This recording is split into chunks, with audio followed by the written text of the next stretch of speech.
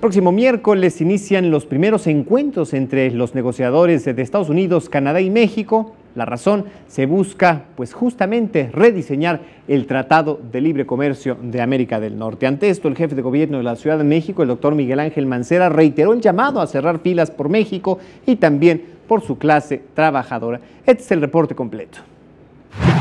En la antesala de las renegociaciones del Tratado de Libre Comercio de América del Norte, el jefe de gobierno y presidente de la CONAGO, Miguel Ángel Mancera, llamó a la unión de todos los sectores políticos, sociales y académicos en favor de la defensa de los intereses comerciales de México. Quiero solicitarles atentamente que cerremos filas con México.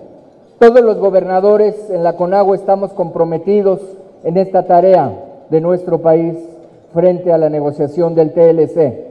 Al encabezar la conmemoración del Día del Médico Veterinario Zootecnista, el mandatario recordó que los gobernadores de Estados Unidos y premiers de Canadá han manifestado su voto a favor de que la negociación beneficie a los tres países. En cuanto a la CONAGO, todos los gobernadores quieren que a México se le trate en un plano de igualdad y que no se le vea como una mano de obra barata, sino como una mano de obra calificada, sostuvo el mandatario capitalino.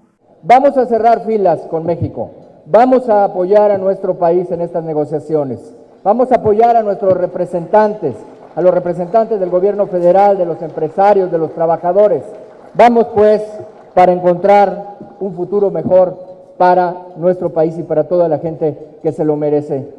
Será el miércoles cuando representantes de México, Estados Unidos y Canadá inicien con los trabajos de modernización del Telecán, que entró en vigor en 1994. La primera ronda será del 16 al 20 de agosto en Estados Unidos y el 10 de septiembre habrá una segunda ronda en México. En total se han estimado 7 rondas. Enrique Muñiz, 21 Noticias.